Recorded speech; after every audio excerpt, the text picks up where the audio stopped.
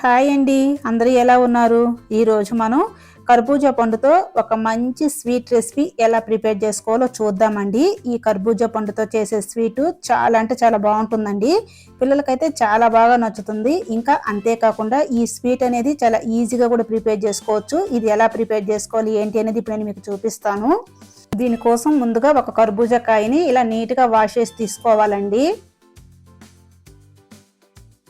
ఇప్పుడు ఈ కాయకి మనం ఈ ముందు వెనక ఉండే ఈ భాగాలను ఈ విధంగా నీట్గా కట్ చేసుకోవాలి.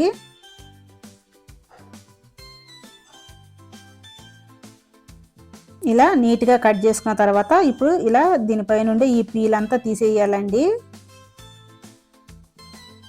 ఇలా పీల్ మొత్తం తీసేసిన తర్వాత ఇప్పుడు ఈ కాయని మనం మిడిల్లోకి కట్ చేసి ఇందులో ఉండే ఈ గింజలన్నీ తీసేసి ఈ కర్బూజా కాయని మనం చిన్న చిన్న పీసులుగా కట్ చేసేసుకోవాలి.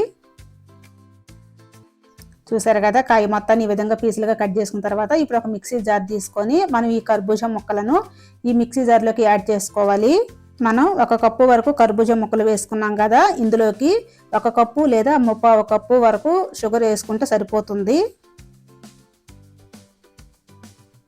ఇలా షుగర్ యాడ్ చేసిన తర్వాత దీనిపైన మూత పెట్టి దీన్ని మెత్తగా గ్రైండ్ చేసుకోవాలి. చూసారు కదా, ఈ విధంగా మెత్తగా గ్రైండ్ చేసుకోవాలండి. మనకు చక్కెర కూడా బాగా మెల్ట్ అయిపోయింది. ఇప్పుడు దీంతో స్వీట్ ఎలా ప్రిపేర్ చేసుకోవాలో చూద్దాం. ముందుగా స్టవ్ వెలిగించుకొని కడాయి పెట్టుకోవాలి. కడాయి హీట్ ఎక్కిన తర్వాత ఇందులో 2 టేబుల్ స్పూన్ల వరకు నెయ్యి యాడ్ చేసుకోవాలి. ఇప్పుడు నెయ్యి పూర్తిగా కరిగిన తర్వాత ఇందులో మనం రెడీ చేసి పెట్టుకున్న ఈ కర్బూజా జ్యూస్ని యాడ్ చేసుకోవాలండి. ఇలా మొత్తం యాడ్ చేసుకున్న తర్వాత ఇప్పుడు మంట మీడియం ఫ్లేమ్లో పెట్టుకొని దీన్ని ఒక 10 నిమిషాల పాటు ఈ విధంగా కలుపుతూ ఉండాలి. చూసారు కదండి, 10 నిమిషాల పాటు ఈ విధంగా కుక్ అయిన తర్వాత మనం ఇప్పుడు ఇందులోకి ఒక 3 టేబుల్ స్పూన్ల దాకా కార్న్ఫ్లోర్ పౌడర్ వేసుకోవాలి.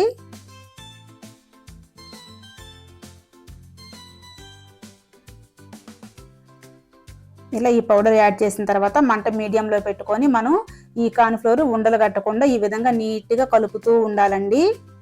మంట మీడియం టు లోకి అడ్జస్ట్ చేసుకుంటూ ఈ విధంగా ఉండలు లేకుండా కలుపుతూ ఉండాలి. చూసారు కదా, ఈ విధంగా నీట్గా కలుపుకోవాలండి. ఇలా కలిపిన తర్వాత ఇప్పుడు ఇందులోకి ఒక 1/4 కప్పు వరకు కాచి చల్లార్చిన పాలుని యాడ్ చేసుకోవాలి. ఇలా పాలు యాడ్ చేసిన తర్వాత మంట లో ఫ్లేమ్లో పెట్టుకొని ఈ విధంగా తిప్పుకుంటూ ఈ విధంగా కలుపుతూ ఉండాలండి.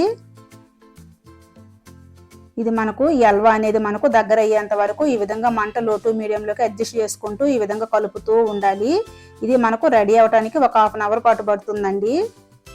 చూసారు కదా, మనకు ఈ హల్వా స్ట్రక్చర్ అనేది ఎంత సాఫ్ట్గా ఉందో. ఈ విధంగా కలుపుతూ ఉండాలి. ఇలా కలిపేటప్పుడు మనం మధ్య మధ్యలో నెయ్యి అనేది యాడ్ చేసుకుంటూ కలుపుతూ ఉండాలండి. మంట హైలో అసలు పెట్టొద్దు, మీడియం టు లోలో పెట్టుకొని ఈ విధంగా కలుపుతూ ఉండాలి. మధ్య మధ్యలో నెయ్యి యాడ్ చేస్తూ ఉండాలి. ఇలా నెయ్యి యాడ్ చేస్తూ కలుపుతూ ఉండటం వల్ల మనకు ఈ హల్వా అనేది ప్యాన్ నుంచి సపరేట్ అవుతుందండి. చూసారు కదా, ఇలా కలిపిన తర్వాత మనం ఫైనల్గా ఇందులోకి ఒక 1/4 టీ స్పూన్ వరకు యాలకుల పొడి వేసుకొని ఈ మొత్తాన్ని ఒకసారి కలిపేసుకుందాం. చూసారు కదండి, మనకు హల్వా ఈ విధంగా తిక్కుగా అయిన తర్వాత మనం ఇప్పుడు స్టవ్ ఆపేసుకొని దీన్ని పూర్తిగా చల్లారబెట్టుకోవాలి. పూర్తిగా చల్లారిన తర్వాత హల్వా చూడండి మనకు ఎంత తిక్కుగా రెడీ అయిపోయిందో. ఇప్పుడు దీన్ని మనం ఒక బాక్స్లోకి యాడ్ చేసుకోవాలి. ఇప్పుడు మనం ఒక బాక్స్ తీసుకొని ఇందులోకి కొంచెం నెయ్యి యాడ్ చేసుకోవాలండి. ఇలా నెయ్యి యాడ్ చేసిన తర్వాత ఈ నెయ్యి మొత్తం ఈ బాక్స్కి స్ప్రెడ్ చేసుకోవాలి. ఇలా ఈవెన్గా స్ప్రెడ్ చేసుకున్న తర్వాత మనం రెడీ చేసుకున్న ఈ హల్వాని ఈ బాక్స్లోకి ట్రాన్స్ఫర్ చేసుకోవాలి.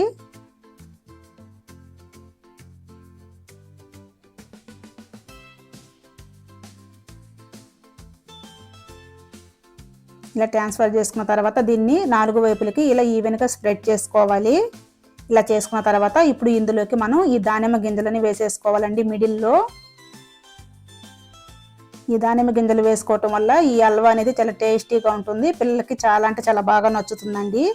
ఇలా దానిమ్మ గింజలు యాడ్ చేసిన తర్వాత ఒక స్పూన్ తీసుకొని ఇలా పైనే కొంచెం చిన్నగా ప్రెస్ చేయాలి. ఇలా లైట్గా ప్రెస్ చేసిన తర్వాత ఇప్పుడు ఈ మిగిలిన హల్వాని దీనిపైన వేసేసుకోవాలి.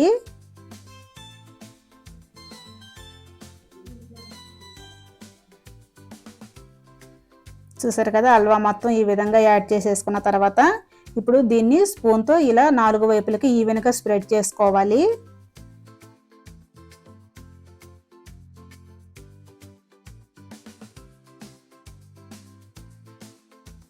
ఇలా స్ప్రెడ్ చేసుకున్న తర్వాత మనం ఈ మిగిలిన దానిమ్మ గింజలను కూడా దీనిపైన వేసేసుకోవాలి.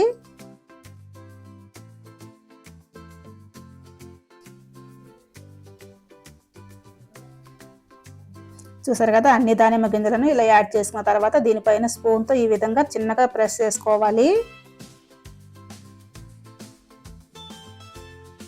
ఇలా ప్రెస్ చేసిన తర్వాత దీన్ని 2 సార్లు ఇలా ట్యాప్ చేయాలి. దీనిపైన మూత పెట్టి ఇది ఫ్రిడ్జ్లో ఒక 3 అవర్స్ పాటు పెట్టుకోవాలండి.